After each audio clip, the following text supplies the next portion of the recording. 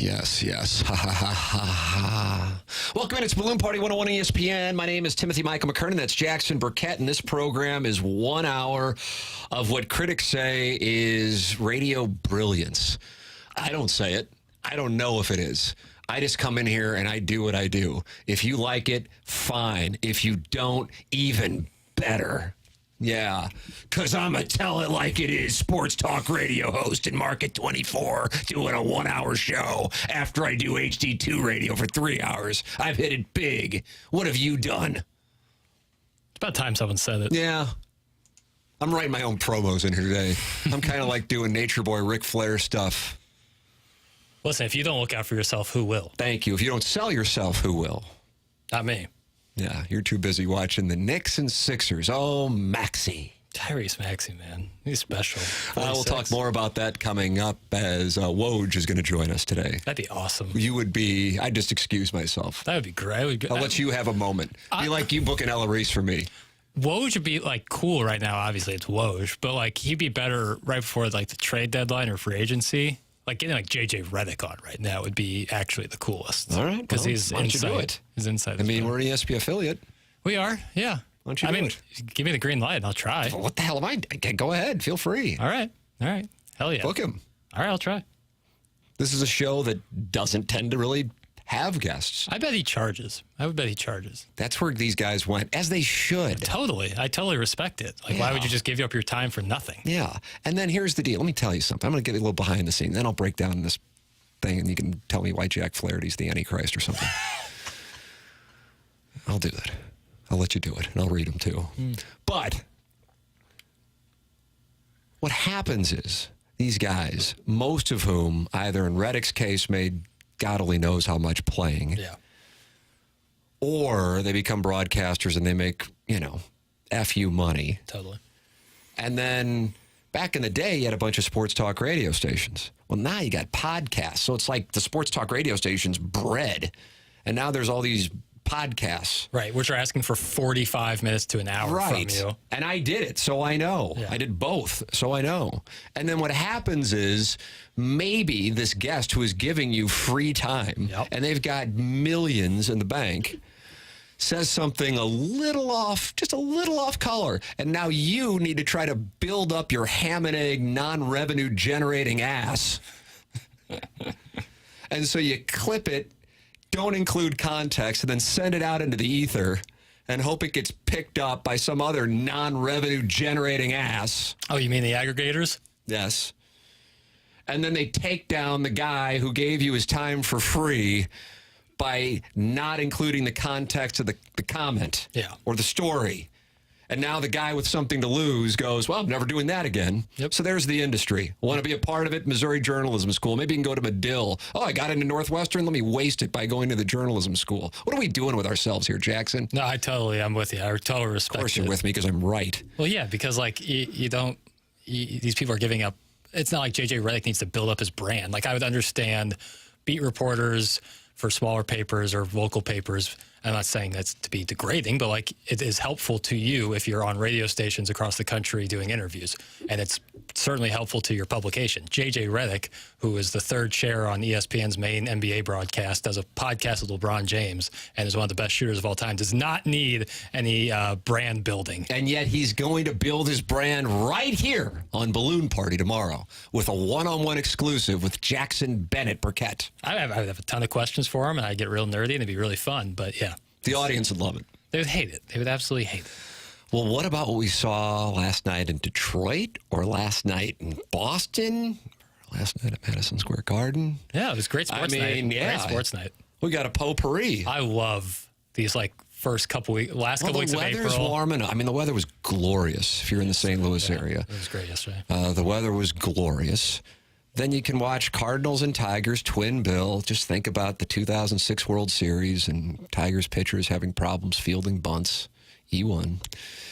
And then watch Jack Flaherty. Yeah. Who I think read his Twitter mentions from 2020 through 2023 before taking the mound. Said, I'm not thinking of you guys.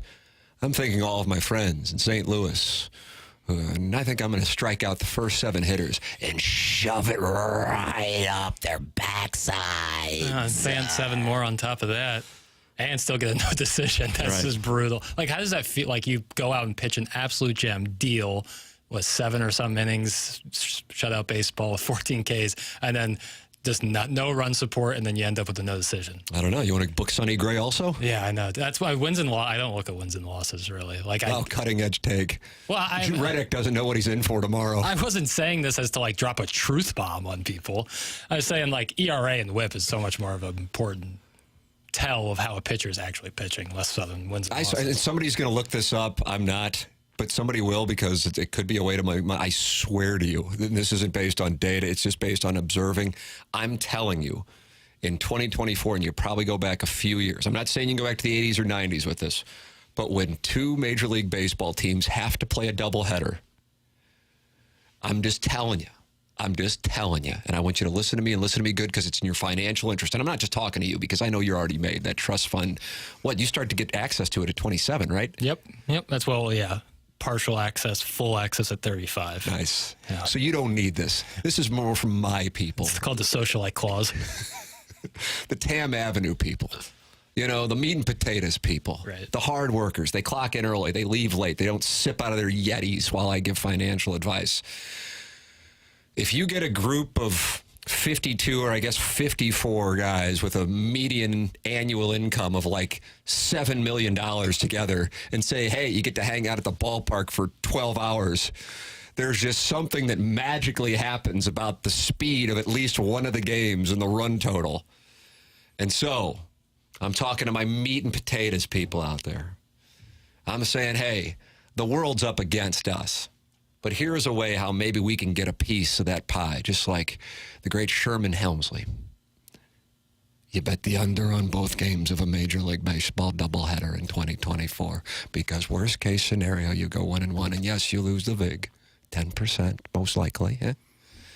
But one of them's going under. Yeah. I don't know which one, but I'm just telling you one of them's going under. There's not a lot of interest in grinding out at bats for 10 hours. Just telling you how it works. It might sound awful to hear that stuff, Yeah, might be like truth-telling on, fictional heroes and such, but I got to I have a fiduciary responsibility to this audience. Yep, and your family. I make picks, you make money. I make picks, you make money. So in Jack Flaherty and Kyle Gibson's case, 2 guys who were preseason Cy Young favorites in their respective leagues, they coincidentally struck out 23 hitters yesterday. Yeah, God bless America. What are we doing out here? Give these guys a It's just pretty obvious. You don't want to believe it, and I understand it. It's like the officiating at the West Virginia-Iowa women's game. Yeah. You don't want to believe it, but your eyes aren't lying to you. You brought the passion today, and I appreciate that. Yeah, I'm all hopped up. Jackson, what do we have today? Because usually Wednesday is a wide berth Wednesday, but today you're paying tribute to the Maypole at all girls elite private schools? Yeah. I thought today, first day of May. That's May casting Day, a wide net. I've tried to, is, in honor of those ceremonies. We will be, the proverbial poll will be all these sports topics, and you and me will each have a ribbon as we run around the poll. And join us. Grab yourself a ribbon and text on in the Air Comfort Service text line or on the YouTube chat, and we'll each grab a hold of a ribbon. We'll just take spins around the Maypole, baby. I like this. So it's got the Wednesday Maypole? Yep, we're all wearing our white dresses, and we're getting after it. All right, fair enough. That's what we're going to be doing today here on Balloon Party. It's driven by Munganess, St. Louis Acura, Munganess, Burkhardt, Alton Toyota. The YouTube chat, it's spinning like a lathe. Tiny PP just announced he's meat and potatoes. I don't think there was any doubt about that. Well, he's a Don. Yeah, but, like in Bronx Tale, Don still lived in the old neighborhood. They had to be close to the action. Yeah, but Chas Palminteri wore some nice suits, huh? Yeah. And then Bob De Niro would drive the bus. He drove the bus. Meat and potatoes guy. That definition of a meat and potatoes guy. That's what I'm saying. That's me. I'm the bus driver. Definition of he played a lot of Irish guys, that Robert De Niro. What are you trying to say? He's very Italian, He played a lot of Irish guys. It's interesting. I don't know what you're saying there. I'm not saying anything. It's just I just don't like it. Scorsese cast him as an Irish guy like a couple times. I just don't like it. I don't know what you're doing. I'm standing up for your people. Where was our people are just fine, thanks. Where's Colin Farrell in these times? I guess he was too young. Right. Still. I wouldn't mind seeing a Twitter apology for that. Sean Connery's Scottish, right? He wasn't Irish. That's correct. Okay, yeah. I was thinking him, but that wouldn't work. Okay, fair enough. Jackson will be sending out a Twitter apology momentarily. But then he will return to the program with the Maypole Wednesday in honor of all girls elite private schools, which is our audience. That's right, yeah. Well, yeah. Before you go to the Maypole ceremony, you're listening Answer live. these questions on the Tigers series. Yeah, you're listening live. I'm telling you, the best thing I watched last night wasn't on the hardwood, and it wasn't at Comerica Park. No, that's hard to believe. It was in Boston, and it involved 3 St. Louisans, brother. Mm-hmm. We'll talk about that coming up. Cool. It's a Balloon Party 101 ESPN.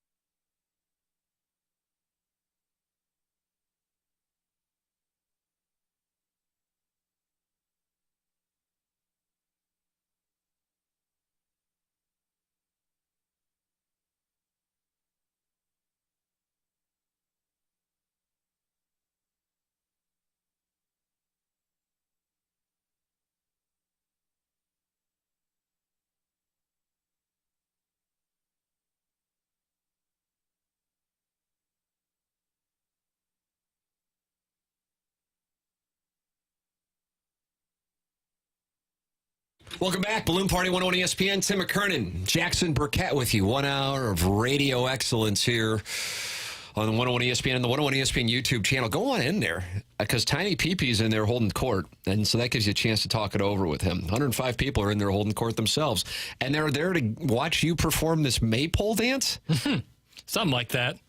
Do my best I can. It's the Maypole Wednesday? Yeah, grab a hold of the ribbon, Tim. Okay. And the pole will be spinning around for this segment is Steven Matz.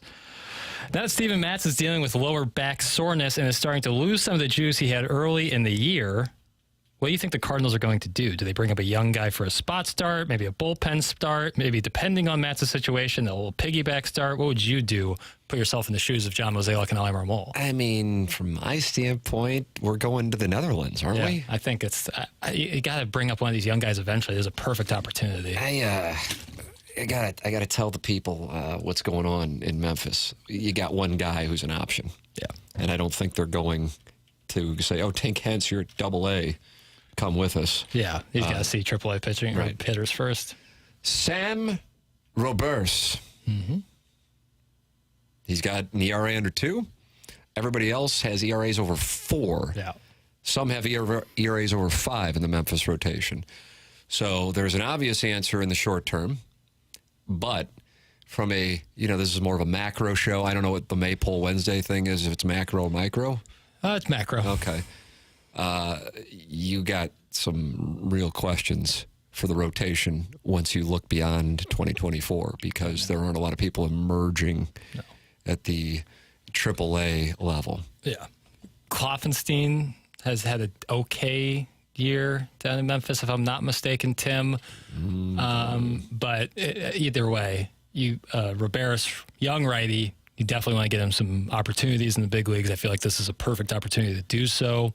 Give him a straight-up start. I think it's a great idea. Kloffenstein has a 5.93 ERA. All right, I retract anything I said about Kloffenstein.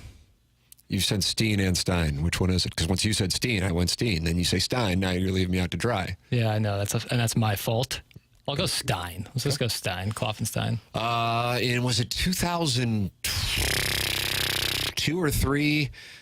The Rams, in a savvy move, drafted 2 tight ends in the second round within like 4 spots of each other. And one of them was named Joe Kloffenstein. And the other was named Dominique Byrd. And one of them got in a fight at the Pepper Lounge. Oh, no. Yeah. Otherwise, the picks would have been great. What are we going to do in the second round? Draft a tight end? No. We're going to draft 2. Jackson, do you have another question? But then didn't a few years later they drafted Mike Ho-Ho Nawanui, Illinois Mike? They did. Yeah. Tight end festival. Right. Absolutely. You can never have enough tight ends, especially if you have Marshall Faulk and draft a running back. It's just stuff. It's outside the box. It's contrarian. It's like a Take Smith in the draft room. Yeah. Jackson, do you have another question? You do have more than one question for the Maypole Wednesday. I do. I have a few. In both the NHL and NBA playoffs. Oh, wow. We're just right off the old twin bill. Not even talking Jack Flaherty. How about this guy? Wow. I mean, we can talk more about. I mean, there's been no more polarizing figure in recent Cardinal baseball than Jack Flaherty. Certainly. And as his manager yesterday, A.J. Hinch, said, we knew he was going to get up for it, but we didn't expect that. Yeah.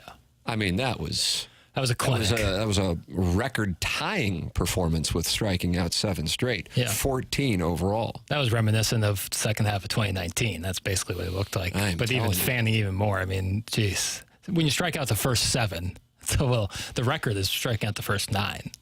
And that was done by Kent Bottenfield. I want to say, and he did it 4 different times. Pablo Lopez, maybe someone with the Marlins did it like a few years ago. Struck out the first 9. I think DeGrom did it before that. Either way, Flaherty was nasty yesterday. But so was Kyle Gibson. Another good start, quality start for him. 7 innings pitched, innings eater. Like when you talk about what we talked about before the season started. He needed it on a twin bill. It was innings eating, and Kyle Gibson has done exactly that. You've gotten basically the production you've wanted out of Lynn and Gibson for the most part, like over expectations or maybe at expectations, comparing where you were at with Sonny Gray. The Sonny Gray thing is over expectation. I mean, I expected it to be good, but this is this is incredible. Michaelis and Matz are the two that. Matt's more so, but Michaelis and today we're going to see. But he is a mixed bag out there, man. Wide Delta. And Matt's, man, like... Good for daily fantasy. Nobody's going to pick him, so if you have one of those days where he goes off, you got yourself a nice play at 1 or 2% ownership, eh? Yeah. Maybe I'm getting too micro here, but Matt's yesterday just leaving pitches out in the middle of the plate. Like when he would get pitches down lower or up high, he was okay. But every hit they had was just right in the center of the plate. Like you got to be able to locate a little bit better. Well, I mean, it's not micro when it's now 3 straight starts. Yeah, right. I mean, you may be isolating into what the issues were yesterday. His velocity was down, but as made reference to, he's got a bad back. But that starts with an Athletic start, then a Diamondback start, and then a Tiger start. So you got 3 straight. He was already a question mark. Now he's hurt. Let's move on. Yeah, in a perfect world, Roberts comes up, pitches well, gets another start, pitches well, and then maybe when Matz is fully healthy, back to the bullpen. And now you got Sonny Gray and Roberts facing the Braves in the NLDS and the Dodgers in the NLCS and the Yankees in the World Series. Wow, it's going to be fun. 2-headed monster of Sonny Gray and Sam Roberts. Yeah, and you would hope, I guess, if they're going to be contending. The Tennessee-Netherlands connection. Love it. There's a strong connection already. Ideally, if you're in the hunt come trade deadline season, you would aim for another pitcher. You would hope to get another starter somewhere. Like a guy who wants to go hunting in 2 months. And trade an outfield prospect. Somebody not in their upper 30s who throws like 92 miles per hour. I know it kind of worked out, but... We're not results-oriented on this show. God, did they fall ass backwards into that working out. That was a total... That was... So strange. Our pitching talent is so bad at the minor league level, we have to get 2 guys who are borderline retired just to get through the season. You know? So bad. And then they won 17 straight ball games somehow and made it to the playoffs. Oh, my God. In, I think it was 1986, I was playing for the Cutis team. Do you say Cutis or Cutis? I say Cutis. Interesting. Okay, then I'll say Cutis just to cover both, yeah. Afton. And we were losing, I think, 40-5 to Campese Auto Parts. 40-5? There's no mercy rule? Yeah, no mercy in this dojo. God. It was right during Pat Morita's, Ralph Macchio's Karate Kid. And at that point, I got called in from second base to try to finish that game off. And that's what the Cardinals did with John Lester and Jay Happ. Well, it worked out. Yeah. Yeah, I mean, John Lester and Jay Happ would have to be reminded about those last 2 months. But the Cardinal fans are reminded when Lane Thomas pops up here and there. But, Jackson, what are the questions? I don't want to move on too quickly. Oh, you want to spend more time on John Lester, who's getting a lot of play on this show.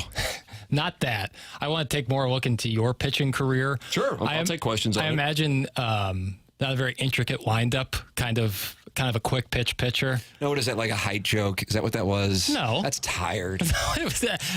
No, I just don't imagine you having like a very Nomo style tornado Dontrell Willis if you want to look windup. up the video, it's on YouTube. Look up Cutis, Campese Auto Parts. They have 86. the whole 40-5 tilt. You'll see I have a Craig Kimbrell setup. Your arms outstretched like a bird, and then you just fire gas. I don't think you did. It had to go at least 31 miles an hour. I was gonna say, I don't know. Were you mixing in off speed, or was it just straight heaters? Just breaking stuff. Just had them off balance. Yeah. Yeah. Jackson, do you have a second question? I'll take it if you do. Sure. I'm going to be moving off of Cardinal baseball here. Yeah, now we're getting into Maxey. Now we're getting into Maxey. You can Madison take it Square there. Garden. This question will allow you to take it there, but if you don't want to, you don't have to. In both the NHL and NBA playoff, who is a team that's either tied in their series or down in the series that you think could make a run and continue on their playoff hunt? The Leafs. The Leafs? That win last night. Did you watch? And I'm assuming the answer is no, but I just on the off chance. No. Okay. No. It was a St. Louis festival. Yeah, my boy Trent. Your boy Trent Frederick. Yeah, middle school together. That's right. Mm-hmm. Did you guys ever play hockey together? No. Were you on the same line? I never laced up to steel steel slippers. And Patty Maroon. First off, they combined for the first Boston goal, and only Boston goal for that matter. But then you have in net getting his first playoff start from, do you say Darden Prairie or Dardine Prairie? I know you don't acknowledge it because it's outside of 270. But give me a map. I'm not positive I could point it out. But Darden, I've always said Darden Prairie. I've said it, never been, but said. Joseph Woll. That's a great hockey goalie last name. And, I mean, he had a save after getting beat by Frederick earlier in the game in the third period that was so incredible. And then early on, like within the first minute of overtime, he has another one. I think it might have been Charlie Coyle. And I'm just like, holy crap. I mean, this is what you need. Hey, you know, we talk about with the Blues in 2022 with the Avalanche, Jordan Binnington. Oh, it's a shame Kadri ran him. Keep in mind, Binnington wasn't starting that first series against the Wild. Viliuso was. Then he came in. He was on a heater. He's carried that heater on since then. Team hasn't, but he has. And maybe a folk hero has been born from Darden Prairie to Toronto, Ontario. And he will lead the Leafs to the Chalice and Jim Montgomery, by proxy, to the bench of the St. Louis Blues. Because the Leafs come back and beat the Bruins. They blow a 3-1 series lead back-to-back years. They lost to the Panthers, of course, of Hollywood, Florida. Sunrise, maybe. mistakenly called the Carolina Panthers. Yeah, but that happens. Carolina, Hurricanes, Panthers, Miami Hurricanes. Come on, let's tighten it up. So you're mad with the franchises in the university. It's like on purpose. They're like trying to screw me. You think they consciously named their teams? I mean, come on. Are the Hurricanes they're a fairly new franchise, right? They were another franchise beforehand. Would you like to guess? I think we've done this 10 different times on the show. So at this point, this becomes more of a comprehension exercise. It certainly wouldn't have been the Thrashers. They became the Jets. That's right. And it couldn't have. Was it the Whalers? Did I get it? Yes. Wow, it was a straight throwing a dart at the dartboard. I think Jamie Rivers is about to walk in here and shake your hand. Oh, that'd be nice. Yeah. Just come by and say hi. Doff his cap. That'd be great. I'd love him doff his cap. You know what? I doff my not cap too to many Jamie people often. know that the Carolina Hurricanes were the Hartford Whalers. They now know. Yeah, the Hurricanes advanced last night. The Isle has been vanquished. But the Boston Bruins had a 3-1 series lead on the Panthers last night. Multiple scoring opportunities. But the Great Wall of Toronto So his last name, staves off elimination. is his last name Wall or Wool? You know, I think they were pronouncing it more Wool than Wall. but it's since spelled you Wall. well, it's W-O-L-L. Okay. I was thinking Robert Wool. Arliss. There's a real Arliss hive building up. And I think Batman. He was in and Bull Durham. That's my favorite. Yeah. Robert Wool as the pitching coach. You don't want to work at Sears. I worked at Sears. Yeah. So that ties into what took place last night in Boston between the Leafs and the Bruins. People just didn't give Arliss a fair shake. Now we're There's its back on moments. Arliss from Robert Wool. the 1990s. He looks like Albert Brooks a little. A little bit. Kind of has a similar vocal cadence. I mean, even when I try to talk Stanley Cup playoffs, you'll force feed Arliss down the audience's throats. I think there's a small hive building for Arliss. Bring it back is what people are saying. What do you mean a hive? Like the beehive on Twitter? I like think there's a Robert Wool? Like you can't criticize Robert Wool on Twitter or else you get attacked like if you criticize Beyonce? Well, it's on Max, obviously, because it's the HBO show. And I saw on TikTok they were running ads like, watch Arliss. Like, look at this show from 25 years ago. Like, Kobe Bryant's in it. Like, watch Arliss again. I think there's a small hive building. The Arliss hive, the Robert Wool Well, hive. people who weren't content with Ballers, the show Ballers with The Rock. I watched it. I was entertaining, but God, I knew I was watching warm garbage. It's so bad. It's But I watched it. I don't know. I It's did too. I did like too. eating cotton candy or something. Yeah. I'm going to keep doing it.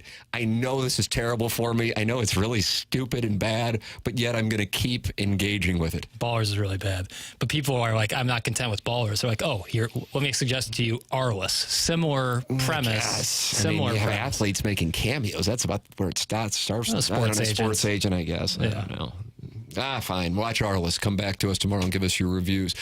Jackson, we're only halfway through this Maypole Wednesday. And for the record, you wanted this to be an elitist program today with the all-girls private schools.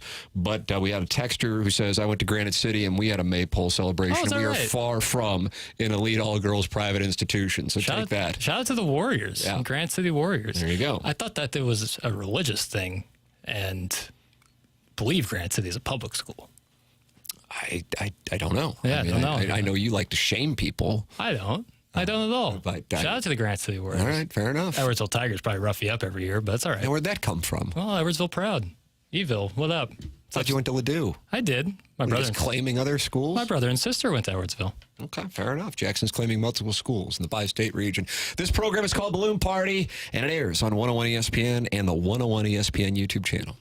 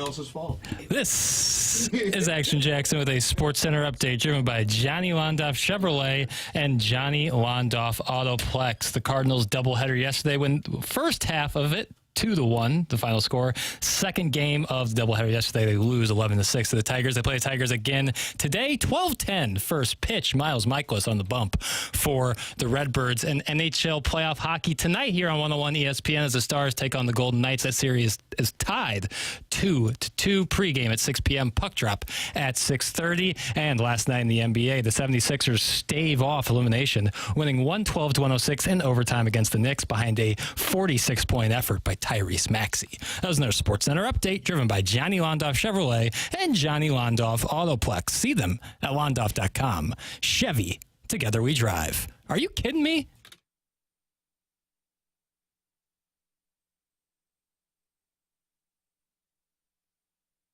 Welcome back. 101 ESPN, Tim McKernan.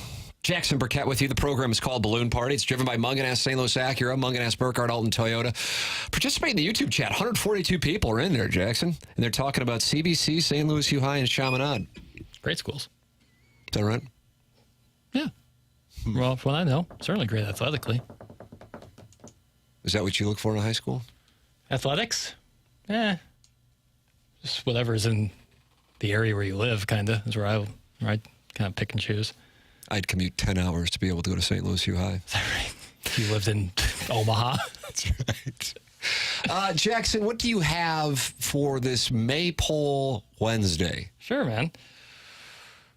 Okay, delayed tactic. It's always a delayed tactic, and I never understand it. I had another question. Now it's disappeared. All right, either way. How does home court / field / ice advantage differ in college sports and pro sports? From your experience, do pro sports atmospheres get just as alive and fired up as college? Do some markets or teams just have lifeless atmospheres around them? If a team does have a great crowd, how much is that an advantage given the median energy across leagues? I like this question. You know, I have already forgotten about what seemed like I don't have a good question. Let me figure out the best of the crap that I've written. That's what that seemed like. I had a really good question. I guess Would you lose it? Well, Aren't there only 6 and you've already asked 3 of them? I have multiple. I have a laptop and a desktop that I work off of. That's a brag. You know, most Americans right now are lucky to just have one, Texas Instruments. TI-84. And here you are once again. And it's so rooted in you, you don't even realize when you're humble bragging. That's right. Yeah. With 2 computers. I've known some people like that. Do you really? Well, like they brag that they have 2 computers? Well, just kind of sometimes a little unaware of what they're saying. Desktop and a laptop. So I must have written this question on the desktop, which it didn't transfer over to the laptop, and I sent it from the laptop. Either way, it's just going to be there for tomorrow. Okay, well, that's a treat. We look forward to the Thursday Maypole. The question that may or may not be good or saved. All right, let's go one by one with these questions, because as you were asking, I'm like, oh, yeah, I like that. But then, there were some questions. Yeah, so here's the first one. Rat-a-tat-tat. That's how I deliver, baby. Yeah. How does home court / field / let's just say home surface advantage differ in college sports and pro sports? It's the first question. I really like the question. Thank you. The football atmosphere is, you can't say absolutely, because you'll get a chance to see Missouri's trip to UMass this October. What up, Amherst? As an example of being a lesser than atmosphere and facility. But let's say, with the exception of the Cranes holding up the scoreboard in Nashville, Tennessee at Vanderbilt, any SEC atmosphere is going to be better than an NFL atmosphere. Yeah. With the exception of like an AFC, NFC championship, your regular season. Yeah. Okay. So you got that. College basketball absolutely can be, if you want to go to Cameron or Beware the Fog and having a lead late in the game on the road. Assembly Hall. Assembly Hall's a nice play. Yeah. So, yeah, I mean, there are places, but I wouldn't say Mizzou Arena is necessarily known as it's also not necessarily had the greatest product for the vast majority of its existence. You must have missed the 2018 tilt against Kentucky. Right. So, I mean, baseball and hockey, there's some places with hockey. Yeah. But it's not in some places with college baseball. But college football, college basketball is where you can see a big difference. Right. So I think if you took the absolute best college sports atmosphere, it will trump pretty much, if not all, pro sports atmospheres. But the mean atmospheres across pro sports be better than mean of college sports. I think that is a fair representation of atmospheres. We're doing means and medians. Yeah, I think, the best of the best with college, like college football, whether you're talking Happy Valley, Alabama, Tennessee, any of these major schools, Michigan, Ohio State. November 9th at Faurot Field? I would absolutely include that. And when the stadium edition. Oklahoma Sooners. Yeah. Come to number 1, Missouri Tigers, fresh off a win against Alabama in Tuscaloosa. Yep. When Mizzou eventually heads down to Texas, whenever that will be, probably 2025, maybe 26. Awesome atmosphere. Oh, is that right? Missouri's playing Texas next year? Well, I don't know. They just didn't play them this year. Got and it. So with the new SEC Missouri schedule. played Texas and Austin in 2008. Oh, they got Is that a cool stadium? It's just like I think any college football stadium in the last 15 years. Like I can recognize it a little bit. Yeah. But it's expanded substantially since then. Sure. And then from your experience, do pro sport atmospheres get just as alive and fired up as college? The answer is no. No on that one? Most are no. Yeah. I feel like hockey arenas in the Stanley Cup playoffs. And that would be, so I mean, I'm going football to football, basketball to basketball, because college hockey and college baseball aren't the same thing. Sure. But Stanley Cup playoffs, it's just the best. You want to talk about SEC football, it just means more. Stanley Cup playoffs, it just means more. Mm-hmm. The SEC beat the NHL to the punch on that.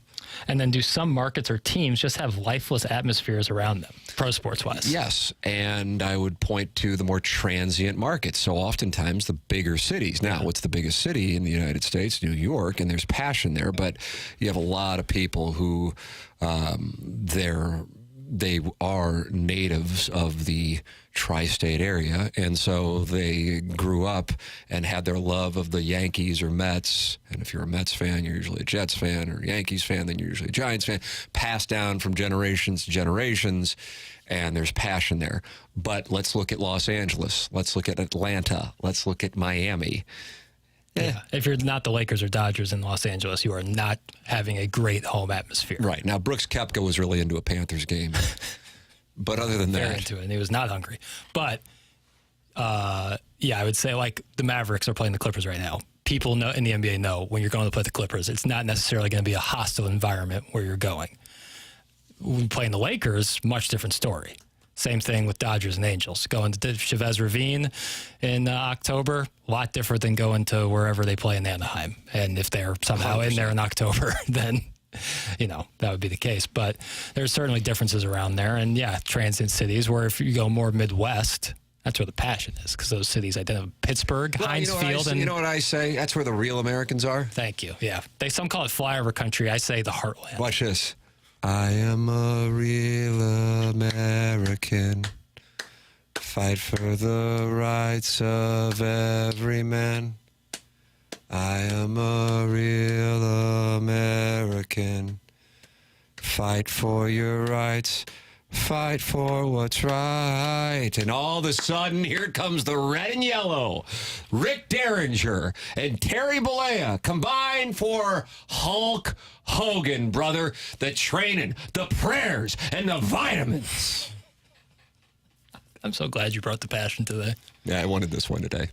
You did, and I'm glad we got it. This is the maypole edition. Yeah, well, I mean, anytime we can celebrate elite all-girls schools by celebrating the maypole, and then also apparently Granite City, somehow, then I'm going to bring my A game. What are you doing? Are you looking at pictures of Maxie's 3 or something over there? We haven't talked nearly enough about it, but no, Lisa just sent it a great text. Oh, she's a gem, right? Yep. Jackson, I knew I liked Edwardsville class of 79. 45th reunion this year. Woohoo, Edwardsville Tigers. Thanks for the smile. That's from Lisa. That is what I need on the first day of May. She's a friend of the feather. feather. On the first day of May. Go Tigers. All right, fair enough. Fight Tiger. Beat Jayhawk. Fight Tiger. Beat K-Hawk. Ryan Crawford observed that your clapping was out of sync during my performance. I couldn't pick up on the rhythm. Had you never heard that song? Definitely not. Play that? I don't know what the rules are on definitely these. Not acapella. There's no one here to tell us no. So I don't see why not. That's right. So that'll be your excuse when the station's sued for playing Rick Derringer's Hulk Hogan entrance music? I'll say someone else did it. Good. And there'll be no audio record of this. I'll shed it. I'll get rid of it. Scrape the tapes. That's what I call it. Scraping the tapes. Tim, don't forget the NWO. Oh, I would never forget the NWO. Isn't that now new? New world order. One of the greatest heel turns in the history of the game. My goodness, where were you for the Monday Night Wars? I was in Columbia, Missouri, brother, in 1999, and my friends were confused by my interest in watching WCW Nitro. I can imagine. Another texter just mentioned Centralia, Illinois. Tim, fire up for the orphans. They have the Maypole celebration. This 100%. Is great. Yeah, 100%. Shout out to the orphans. All right, shout out orphans. This is your day. 10:50 in St. Louis. Clarkson Jewelers time check. You can text into the program. Air Comfort Service text line. Active. We like it. We like that it's active. We like all the great texters. I'm a Grape Ape auto detailing guy through and through myself. 314-399-9646. And, of course, the YouTube chat is active. 154 Patriots, actually, are in there and talking it over. Freedom lovers. Tiny PP with a statistic. Edwardsville surpassed Belleville as the Metro East superpower. Is that right? Edwardsville is a huge sports powerhouse. AJ Espinosa, Buffalo Bills, Edwardsville Tigers. Yep. More Monday Night War talk. That's impressive. That's what I'm happy to do it. Jackson, you wanted to talk Monday Night Wars? I'm available to sit here and listen to anything. Now, that tells me you would not engage in the conversation. I just don't have the expertise in the topic, and sometimes when I don't have the expertise, I feel like it's best to just like sit a few plays out and smile for the camera, look pretty, and let the chefs cook. Big Papa Pump is your hookup at Scott Steiner. Remember him? Yeah, how could I forget? Right. Kevin Nash, Big Sexy. That's a great nickname. Scott Hall. I mean, that New World Order. Where was Scotty Too Hottie in all of this? That's a great question. I think he was WWF/E early 2000s. I think somebody can correct me on that. I think I saw The Rock is doing something in the WCW, but like the fall of the WCW. Or he's like producing some mini-series about it. Oh, I was about to say, he was never WCW. So right. That's pretty big news. I mean, that would have been the lead. I feel bad for The Rock. Why? 2 big flops at the box office, and he's relegated to a lot of nonsense. Really? That's what's going on with him? Is that why he was in WrestleMania? He did this movie called Black Adam. It really flopped hard at the box office, and he's back in the WWE stuff, and he's producing this. Why, that's the second straight show where you're talking down on professional wrestling right at the end of the show. I just don't get it. Like 8 years ago, he was the biggest star in Hollywood, like paid $25 million a picture, and now, I mean, I'm just saying, people don't often go backwards. You keep taking steps forward. He owns the UFL. Hell of a right there. There was having the battle. I played a lot of World Series of Poker main events, and if I would have seen that response to my bet, I would have gone, this guy's hiding something. Well, listen, he's got a great thing going with the Battlehawks. Just everywhere else that he has teams seems to be. My God. That's objectively true. The Battlehawks doing great. He's probably loving St. Louis right now. Mm-hmm. Everywhere else, he might have some issues. Okay, fair enough. Wait till you see the atmosphere in San Antonio at the Alamo Dome. Can't wait. All right, fair enough.